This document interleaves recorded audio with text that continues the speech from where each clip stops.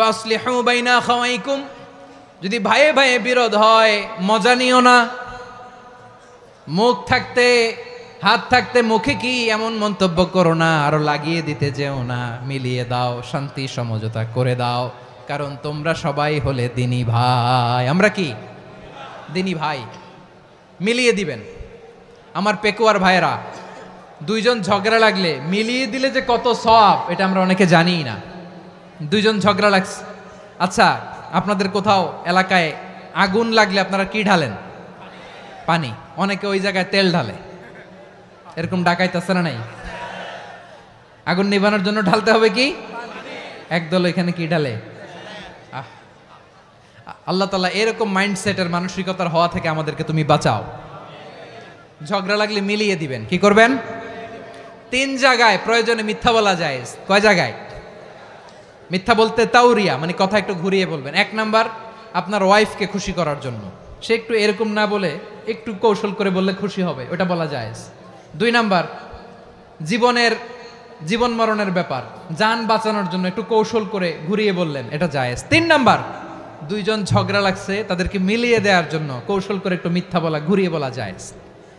দুইজনের মধ্যে দেখলেন যে সম্পর্ক খারাপ, তো একজনরে বললেন, ভাই সে তো ওই দিন আপনার ব্যাপারে অনেক প্রশংসা। কি আমার ব্যাপারে প্রশংসা? তার সাথে তো আমার মারাত্মক সম্পর্ক। কি বললো? এই বললো আপনি নাকি এই করছেন ওই করছেন, অনেক প্রশংসা। লোকটার মন খুশি হয়ে যাবে তার ব্যাপারে, ঠিক কিনা?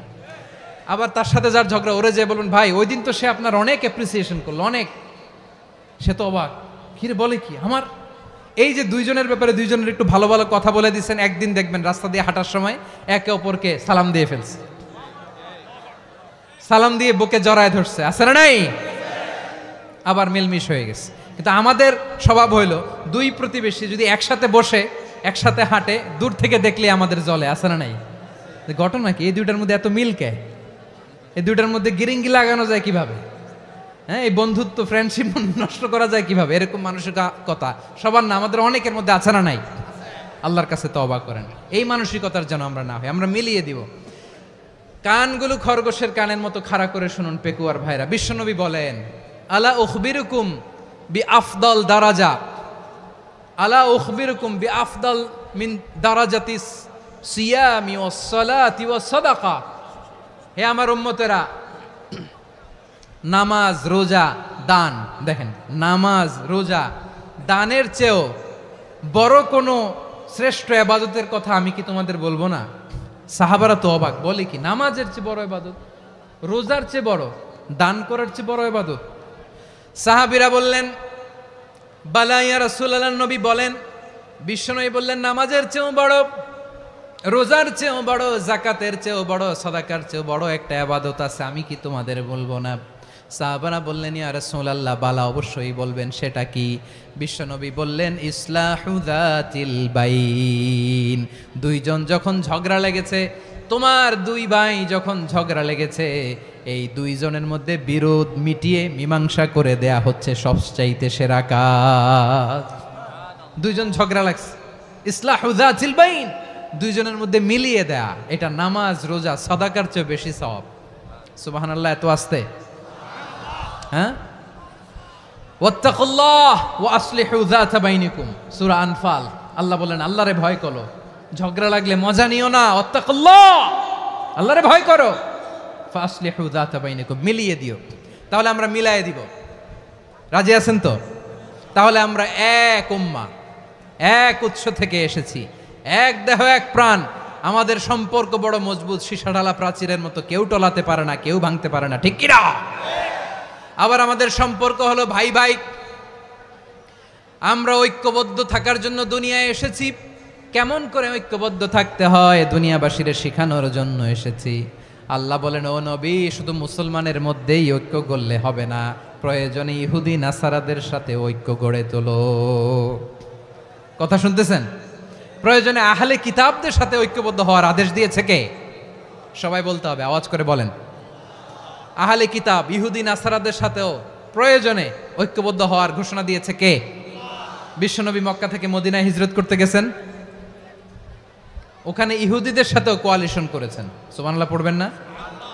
বনু কাইনুকা, বনু নাদির, বনু কুরাইজা, এই তিনটা দলের সাথে বিশ্বনবী কোয়ালিশন করেছেন একসাথে, কিন্তু তাদের বিশ্বাসঘাতকতার কারণেই তারা বহিষ্কৃত হয়েছে মদিনা থেকে। বিশ্বনবীর এখানে কোনো দোষ নাই, বিশ্বনবী ঐক্যবদ্ধ হতে চেয়েছেন। আল্লাহ তাআলা নবীরে বললেন, নবী তুমি তাদেরকে বলো, ও আহলে কিতাবের ভাইয়েরা, ইহুদি নাসারারা, এসো এসো এসো, আমরা এমন একটা বিশ্বাসের প্রশ্নে একত্রিত হই যে বিশ্বাস তোমাদের নবীরাও প্রচার করেছে, যে বিশ্বাস আমিও প্রচার করি, যে বিশ্বাসের কথা তোমাদের পবিত্র ধর্মগ্রন্থগুলোতে রয়েছে, আবার যে বিশ্বাসের কথা আমার কোরআনের মধ্যেও রয়েছে, আসলে ওই কথায় আমরা একত্রিত হই। সুবহানাল্লাহ। তাহলে ভিন্ন ধর্মী তাদের সাথে যখন আমরা ঐক্য করব, কিসের উপর ঐক্য? একটা কমন ফেইথ, একটা মৌলিক বিশ্বাসের উপর ঐক্য। আল্লাহ তাআলা বলছেন, কুল ইয়া আহলাল কিতাবি তাআলাউ ইলা কালিমাতিন সাওয়াইন বাইনানা ওয়া বাইনাকুম আল্লা না'বুদা ইল্লাল্লাহ ওয়া লা নুশরিকা বিহি শাইআ ولا يتخذ بعضنا بعضا أربابا من دون الله فإن تولوا فقولوا اشهدوا بأننا مسلمون। পড়েন আল্লাহু আকবার।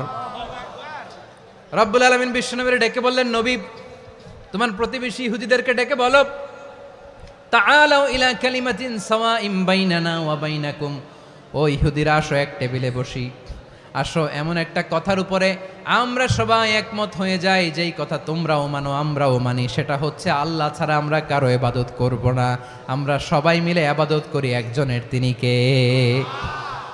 আল্লাহ ছাড়া কারো ইবাদত চলবে না, আল্লাহর সাথে আমরা শরীক করব না, আল্লাহ ছাড়া নিজেরা নিজেদেরকে রব হিসেবে মানব না। এই তিনটা বিষয়ে যদি একমত হও, চলো আমরা একসাথে বসি, আমরা ঐক্যবদ্ধ হই। পড়েন সুবহানাল্লাহ। তাহলে দেখেন, ঐক্য কি শুধু মুসলমানদের মধ্যে না, প্রয়োজনে অন্য ধর্মের সাথেও ঐক্যবদ্ধ হতে হয়।